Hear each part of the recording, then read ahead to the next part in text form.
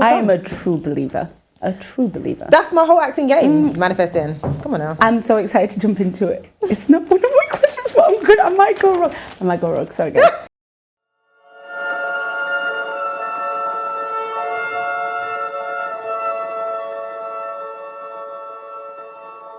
Hey there, it's your girl, A the Poet, and I'm sat in conversation with one of the leading actors of Dreaming Whilst Black, Dani Moseley. A bit of a tan there, actually. I mean, it's dark as you now. Stop it! The crowd goes wild.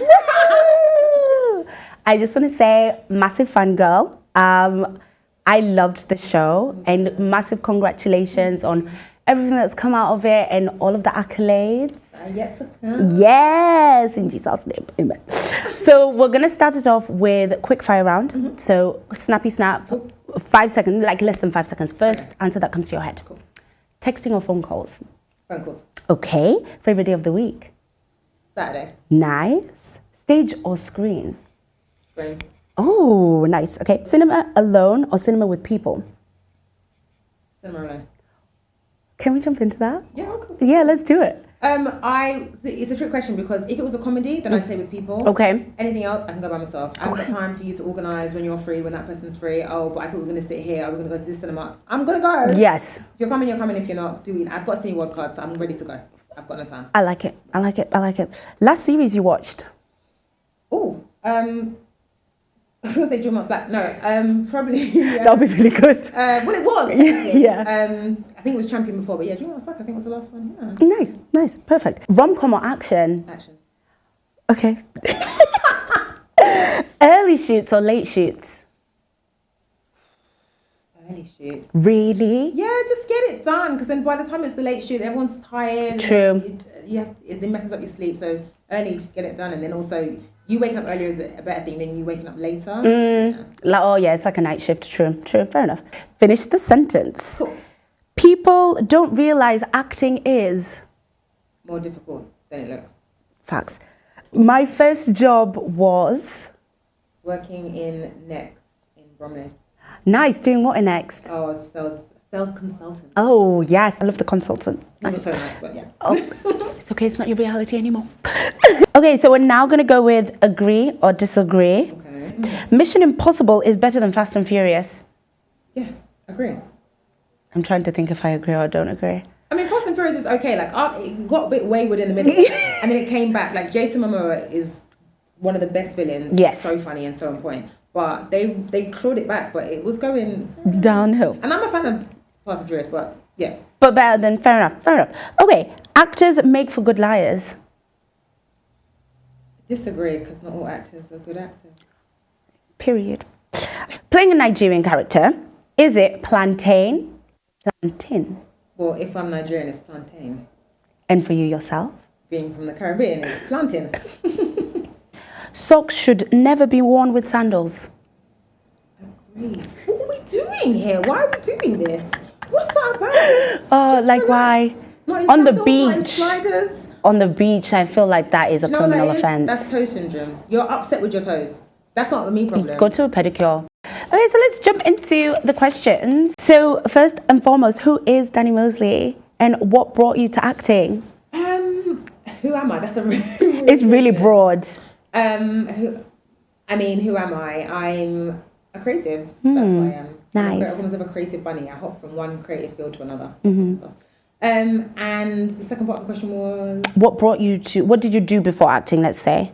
well, I mean, acting in general, I started when I was 8. Yes. So that's, I don't know what much I was potty trained by then, so there's things happening. But professionally, Yes. before I started acting, I worked in finance. Okay. I'd worked in bar jobs. I'd done retail. I'd been an ambassador for my uni. I'd done a bit of directing. I did some writing. I've gone to university to produce some films. Okay. I've been a receptionist at a production house. So yeah, I did a bunch of different things before I was like, I'm gonna actively pursue this properly now. Like this is what I've come here to do, and this is what I'm gonna do. Okay. And so it seems like you went down a non-conventional. I went to drama school, and then Yeah, I got told that as a black woman, I should go to drama school because that would open more doors for me. Yeah. I was just like, yeah, but I need to get in. And there's a whole process to get in. And if I don't get in, then I have to wait. I'm not waiting. I want to do this now. This is what I want to do. Once I decided that I wanted to do it, and it was at the ACTA convention that I got an agent that I was told I should, because I'm black. And don't get me wrong, I think my career has taken longer because I didn't go to drama school, but am I upset by that? No. My first 3 years in acting is when I did The Bill, Doctors, EastEnders, The Runaway in South Africa, Which is Which in Belgium. So I would never have done that in my first 3 years if I'd gone to university, because at uni at the time, you weren't allowed to do any professional work if you were at drama school. Okay. So then Sorry? What are we doing here, really? Yeah. And my purpose is to tell stories, and it's to tell stories to create positive change throughout the world. That's beautiful. So I'm supposed to do this. That's so wonderful. drama school, I don't need that. Yeah. And you mentioned getting involved in web series. So you were involved with Dreaming Whilst Black when it was on YouTube. Tell us what that journey has been like, from going from YouTube to now being on BBC and now in America on a channel like Insane. Congratulations. Thank you. Well, it's going to be in America on the 10th of September on Paramount and Showtime. Oh.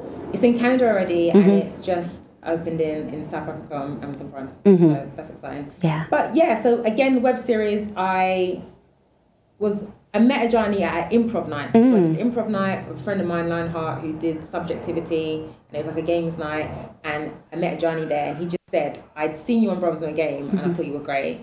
But watching you now, like for the improv, I had to go from being Jeremy Kyle to a Nigerian Nollywood director to being a pregnant woman. Like I just had to do these Quick. Yeah. And Adjani was just like, you just did it. Like, you took direction. Yeah. And I really would want actors to do that. So he said, but I would love to have you as Vanessa, but I can't just give you a role. You have to audition. So I auditioned and then got told that I didn't get it. Yeah. So I was just like, Ooh. do they know? Yeah. I had one of those moments. Yeah. But there was a lot of writing in the emails. I was just like, what's all of this? Like, are you going to tell me to support your show? Yeah. Don't forget to reshare, Yeah. like, So share, then subscribe. So I said, unfortunately, you haven't been successful with Vanessa. And I was like, okay, whatever.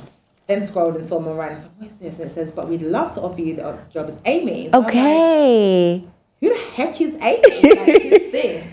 So I found out that Amy was a producer, was another character in it. And then as they were sending through the scripts, I was like, this is really good and this is really interesting, and the things that he's talking about I really like. And because I'd been in Brothers with No Game and I'd co-written a play called The 40 Elephants. Yes. He was like, I'd really like to take your expertise on some of the dialogue or where we're going with direction and stuff like that. So then read through those scripts and then we did it. And I remember when we filmed everything, I thought it was decent. Yeah. Then when he screened it at the cinema, Yes. and I saw the production value, I was like, I'm a filmmaker. And does that pay well? What, you run Food Dash as well? Yeah, Seriously, is this who you've been dating? I'm raising money for my film. It's a love story set in the Windrush era. Are there Nigerian characters? Yeah. You've got a bit of a tan there, actually. I mean, as dark as you now. Stop it! You, Nigerian. Me, Anglo-Saxon. We're black and white, like Michael Jackson. Yo. Leave it. I manifested the 6-week process. I remember writing 2019. Jimmy was like, an amazing time. Just doing it for 6 weeks, like a family. Yes. And I screenshotted it and I sent it to Adjani and I was like, this is gonna happen. And then we got the table read, but then we had to. So I was trying to get in touch with Adjani for a couple of weeks, and he wasn't replying to my messages. And I was like, what's wrong with him? But then it was on Twitter, and I was like, you're messaging me on Twitter, but you're not messaging my messages. What's happening? What's going on? So he was like, so in order for you to potentially be Amy in the table read, you have to audition. Right. So I was like, But I am Amy. but I did the web series. Yeah. And he was like, I know, but they're not gonna consider you if you don't. Oh, wow. And I was like, he was like, I've told them, I've been very clear. Yeah. I've fought your corner, but they said everyone has to. Level playing field kind of vibe. So I was like, okay, cool. So I did the audition, smashed it. Yes. They all liked it. Yeah. And that was all great. Uh-huh. And we did the table read. And from the table read, we got the pilot commission. Yes. And then they put my role out again. Because they had to check. I wasn't a name. Yeah. And so there was 2 months of anxiety, really. Yeah, and of me just having uncertainty. to, yeah, wait. And I had other black friends of mine who were actors just being like, oh, I'm going up to Amy. You must have got a big job because how come you're not doing this? Why? Yeah. And I was just like, smiley face. Yeah. So I just thought, no, I'm waiting for you not to get it. Yeah. I'm so sorry, friend, but that's my role. Well, yeah. Yeah. And the good thing about it is I got it in the end. Yeah. Like they watched Fair and square. Yeah. They got everything and they were like, actually, it's Dani. And so, because I said to Adjani, I will support this show, but I can't watch it if I don't get this. Yeah. I can't watch it because I already knew from when my role was up for question, I knew this isn't just a job to me. Yeah. This isn't just a paycheck. This is a movement. Yeah. I feel it. And it's part of my ethos of creating positive change through telling stories.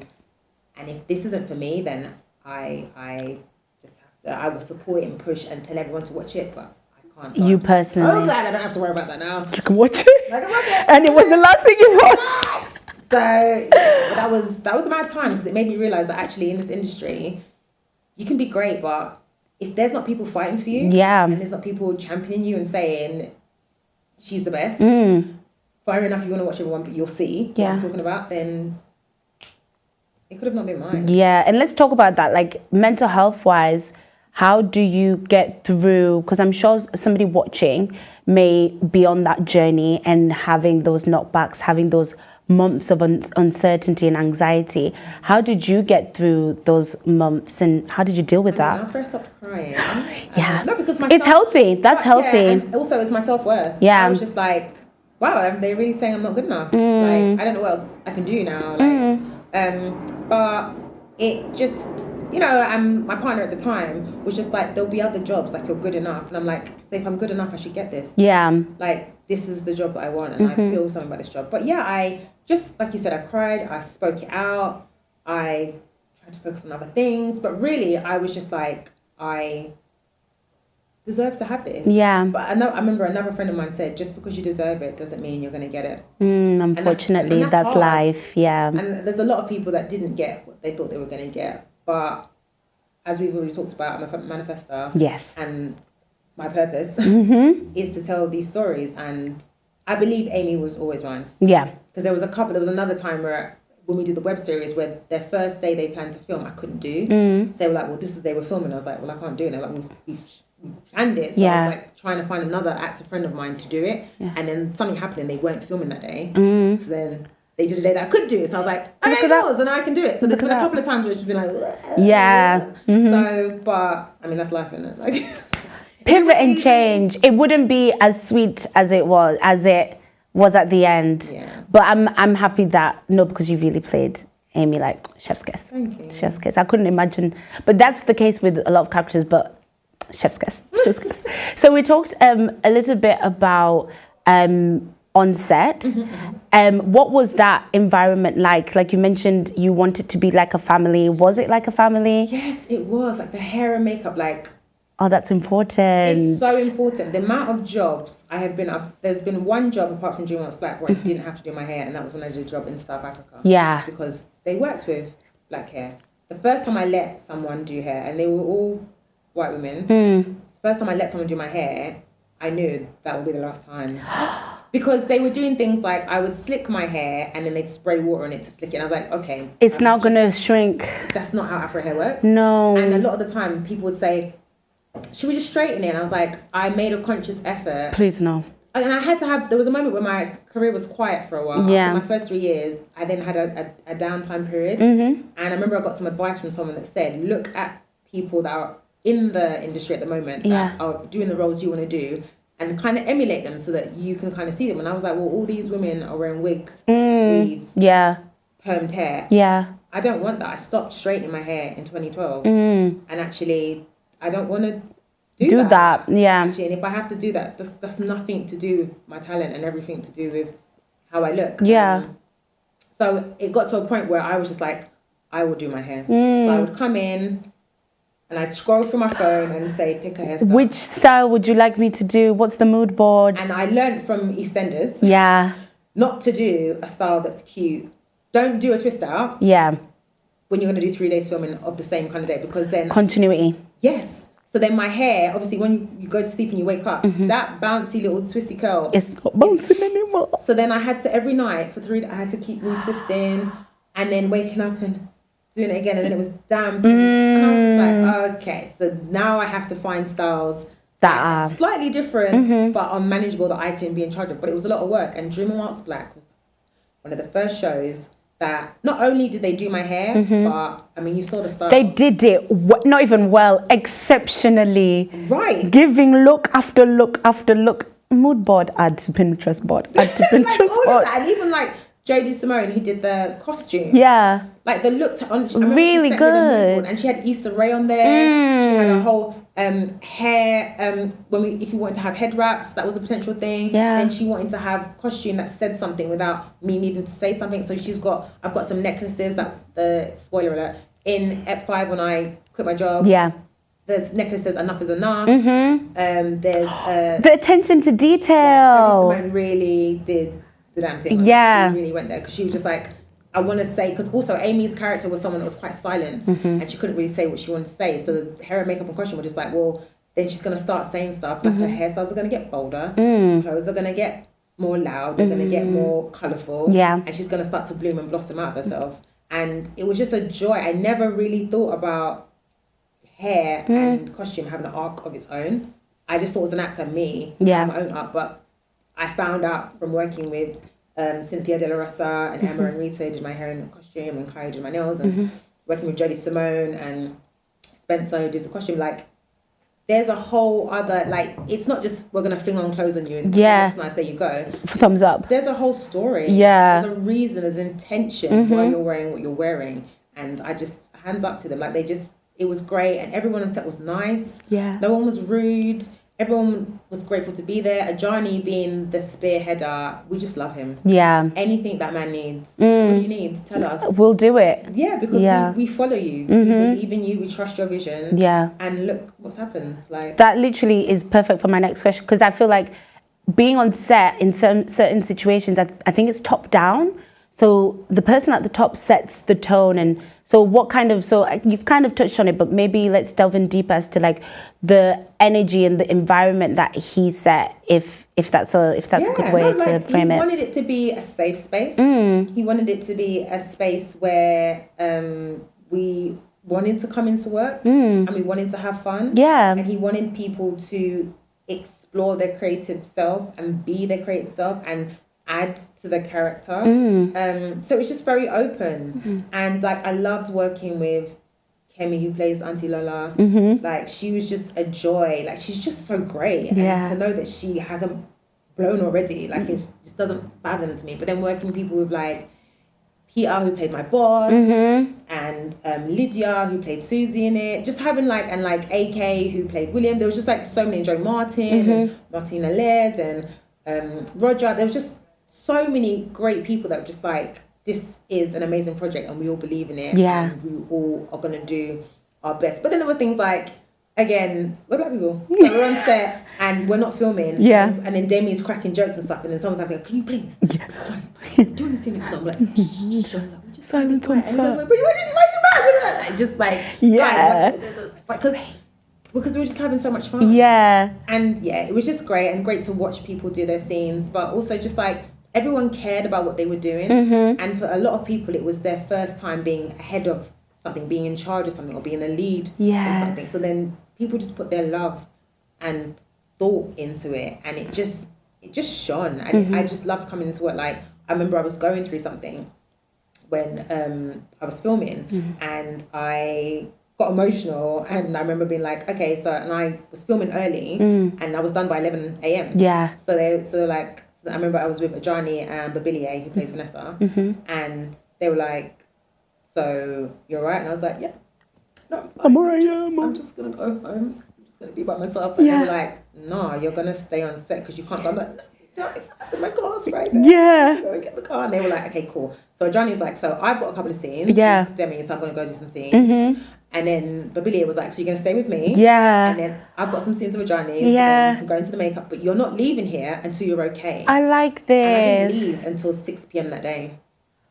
And you could have left at 11. Yeah. Yeah. But they created, that's actually a fantastic example of a safe space. Yeah. Yeah. And so I was just like, they had me. And I know, like, obviously I would have been fine, but yeah, you're right. I would have gone home, cried, stayed in my house all day and just been whatever. But the fact that I was around people and I was able to share and just talk with them and laugh with them. Yes. And get things out of my system. Like, why It's would always you- nice to be lifted up by your peers and then also know that they would accept you lifting them up. Like, it's giving family, it's actually giving actual family vibes, not when you work in corporate life and they say, we're a family. That's like, you know, on interviews and they're like, so describe the workplace. You're a performative family. That's it. Whereas this is giving actual family. Wow. And you mentioned that Dreaming Whilst Black, and I thoroughly agree that it's now become a bit of a movement. Like, it's creating like us being able to have open conversations about certain things and creating, that sense of like movement of being able to say certain things that have happened in the workplace, for example. And Amy goes through it. Yeah, she does, She goes through it in her workplace. Would you like no? You're getting quiet. No, she really does. And I actually felt like a very scene, especially in the hair when she had the pigtails. Oh, spoiler alert. She had the pigtails and she's like, oh my God, you look like the Powerpuff Girls. That one, that really, really, because you come into work with different hairstyles. Yeah, because you can. And You can do that. yeah. And would you say that like going through those scenes, did you have to kind of pull in like past situations, or how was it doing those scenes? I mean, I've had the question before, like, how much did you have to research? I'm black and British. Yeah, And Britain. It's yeah. very easy. Like, it's everyday life. Like even it's not really a thing, and I don't think it's something that's I've ever outwardly said. But even the way I talk as Amy, I've got a bit of bass in my voice. This is how I can talk. But when I'm Amy, I'm slightly higher, Howard. I'm just slightly higher. Yeah. Because you have to, when you want to be heard and don't want to be threatening, Yeah. aggressive, then, Feminine. Yeah. So I'm feminine too. Like, I know I'm black and strong, but actually, really, so there's all of that being done. And also, they were all things that happened. Like the scene where me and Vanessa, or Amy and Vanessa, are talking about hair and talking about comparisons. We had the Whitney Houstons. We Shaka had the Khan's. Beyonce. Yeah. Like, and we're not the same complexion, but that's what everyone goes to. And then the hair thing, like, I remember we sat down with Ali and Adjani and talking about that. And like, I've been called Mufasa. I've been called Satcho Bob. Like, that one. Yeah. I had that at uni. Yeah, I didn't like that one. That really hurt me. Yeah. Trauma. It's a psychopath. Yeah. Actually. Can we like a convicted felon. Yeah. Thank you. Or palm tree. Oh my gosh, your head is a palm tree. Do I? Thank you. Okay, that's nice. Yeah. Go away now. Yeah. Like, it's just not necessary. And so, I mean, the actors were great. They were just like, is that okay? And I'm like, it's all fine, it's all great. And obviously in between takes we're laughing and we're joking and we're trying out other stuff as well. Yeah. So, yeah, but I was just like, I want people to be seen. I want people to know that we see you, we know this happens. And I don't think there's been anything on TV really. This is a comedy drama. And so there's either been comedies that then heighten the stuff that we go through and it's a joke, or there's been dramas that's really down and out. Yeah. And I feel like this is just a very much just like, we're just showing you this is what life is and this is how we deal with it. And we allow you to decide where you want to laugh. Yes. And we want to take things seriously. That's it's your prerogative. Yeah. We're not gonna do the joke for you and be like, here's the joke. You see it. Did you? Don't miss it. Did you laugh? There's the next one. Even better when they give you the cued laughter.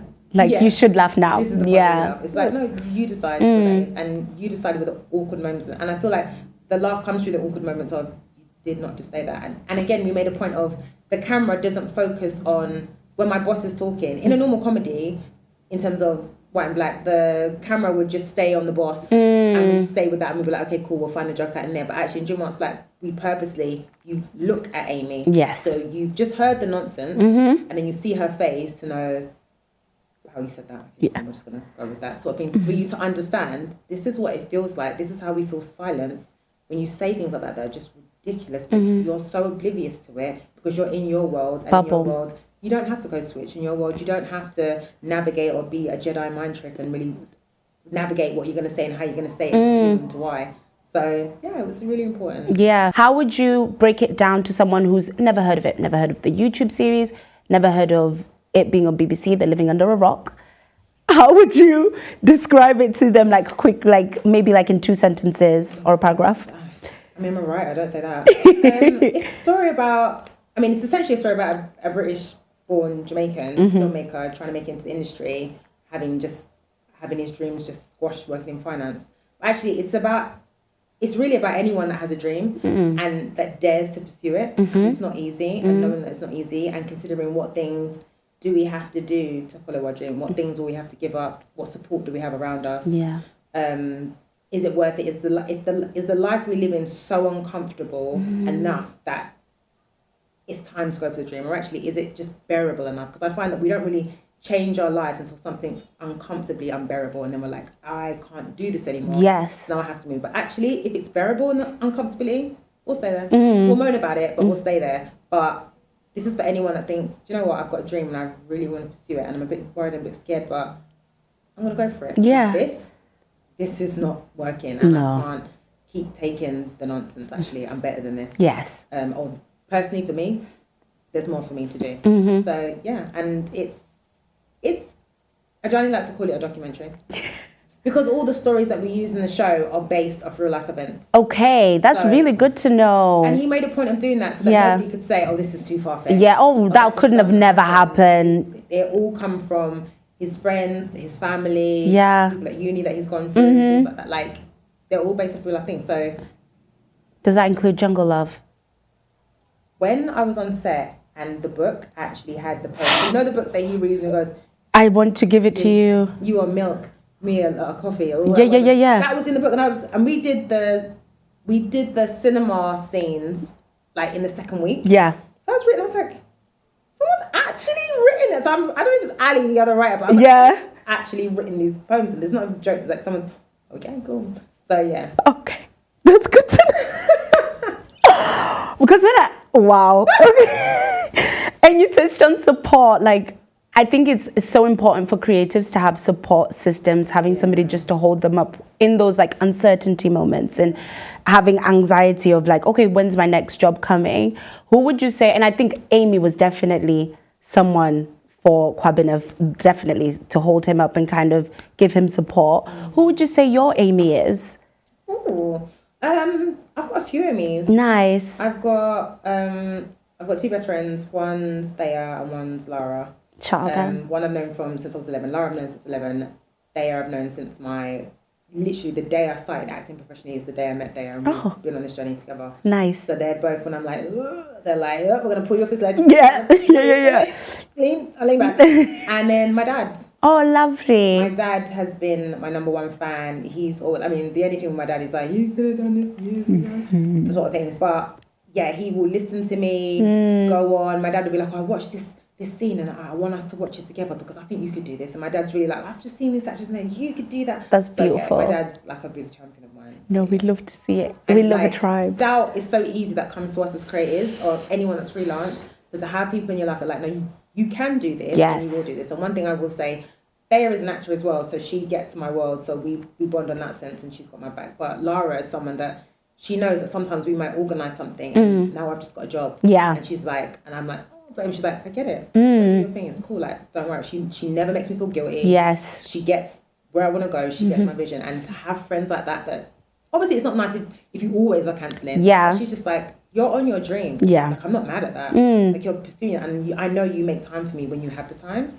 But I've dated guys that don't get it. No. They're just like, they love to say I'm an actor. And, oh yeah, my girlfriend's in this. And then it's like, when I get a job, they're like, but we booked the weekend away. And I'm Pivot like, and change, babe. Come on. okay, but I've got this job. They're like, can you tell them that we booked? No. No. They'll just get someone else. Yes. And I have bills. Yes. But there's some people that like the limelight, but don't like the actual work that you have to put into it. Because again, it seems like it's a joke, and it's like it's not a joke. It's actually real life. This is my life. Yeah. It's going to fluctuate. So it may not be for you, and that's okay. And we just know that. That's why I'm single.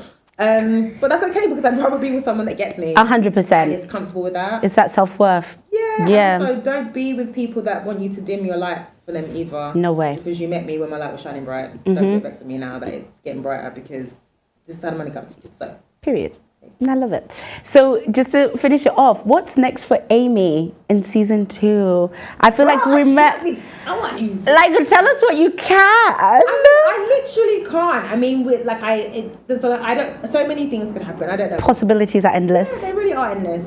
And you know, you just always want season 2 to be signed on the dotted line. Yeah. Oh, before you start chatting. Yeah. It's true. Oh my God, this has been such an amazing conversation. Yeah, it's been fun. Yeah, for real. Any leaving comments you want to make?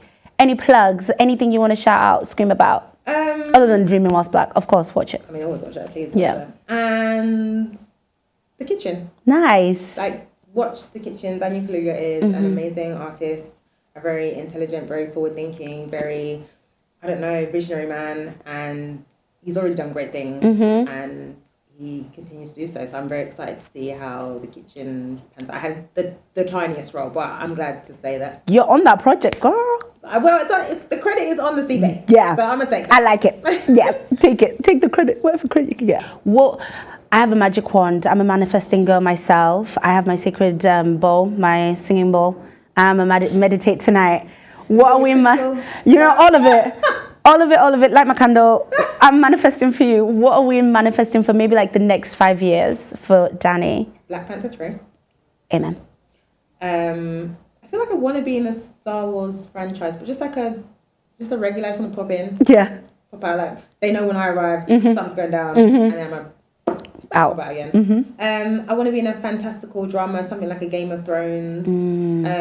I want to be in something like a Succession. Okay. But obviously, all these things I want to be in the next version of. I don't want to be in that particular series. Another version of a new Wire. Okay. So yes, I just want to be in the new up and coming stuff that is just great work, great storytelling, great production, great acting. Yeah. Great rise. I just want. It's done now. And I want me and Oprah to be laughing, kicking, Viola, just be talking about stuff. Lupita be like, Lupita, babe. All of that. Yes. I want all of that because I love seeing it, and it's a beautiful thing when Black women get together and just Black creatives get together, and we just reimagine and re-envision things in another way that people go, interesting. Like that. Let's keep talking. Let's keep doing it. I hope that the good work gets recognised. Yes. The way it should. So in 5 years' time, then I'll be doing my Oscar speech and be like, I like to thank you, Amanda. You remember this 5 years ago. Like, all of that. Even though I'll be doing it in an English accent. I don't know why. I went there. Every time. Every single time. I'm not that person. Fun manifesting, something I've done. I've written mine. Okay. I've written it. Oh, you've written your speech? It's done. But you know what? You're gonna win more than one award. So you'll have a section. You'll have Boom. people in this one, and then my other nomination when I win it. Manifesting queens, look at us. Oh my God, this has been such an amazing conversation. Thank you so much for joining us on Unbraekable Entertainment. Loved it. Thank you guys for joining us. Don't forget to like, share, and subscribe. I'm A the Poet, and you are with Unbraekable Entertainment. Was that an okay sign off? Thank you for your patience, everyone. No, thank you for. It really was nice. I was like, I was on it. You are interviewing. It's not just something chit chat. No. Someone was like, oh, should I be talking about that?